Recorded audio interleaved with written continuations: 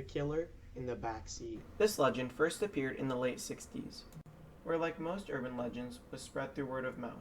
But what really blew this one up was the newspaper. In 1982, Ann Landers was at the helm of a wildly syndicated newspaper.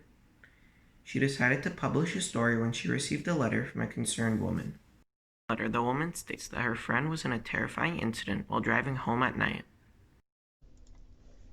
My friend was on her way back from her parents' house. A car began to follow her, but she thought nothing of it. That very same car had been following her all the way home, which made her uneasy. Scared, she began to accelerate so as to return home as fast as possible. The man in the car behind her began to turn his headlights on and off at what seemed at random times. He even went as far as to bump her car. This terrified her and made her go as fast as possible, even running a red light.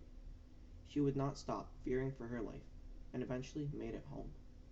She finally escaped, is what she thought, until she turned around, and at that moment she realized the man following her was trying to save her.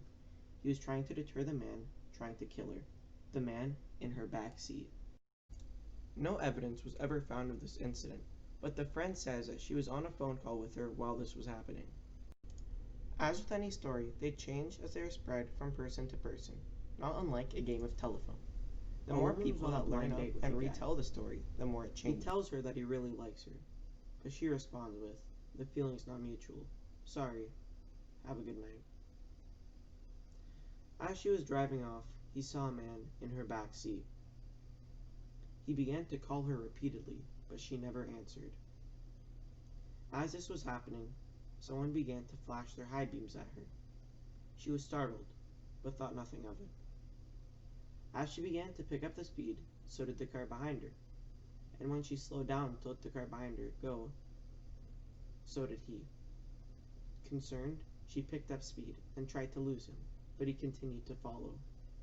In the meanwhile, her blind date was calling her repeatedly.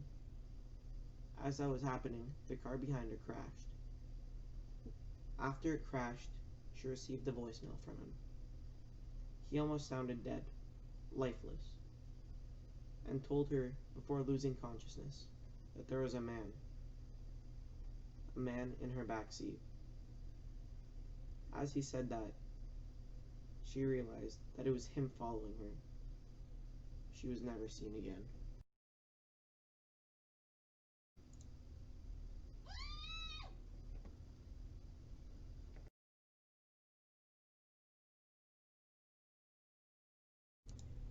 Many people believe this legend is just what it is, a legend, but some people believe that it's actually based off a true story. In 1964, in New York, an escaped murderer was hiding in the back seat of a car. Ironically, that car happened to be a police detective's, and the felon was shot on sight. Whether he is real or not, we may never know, but beware of the back seat.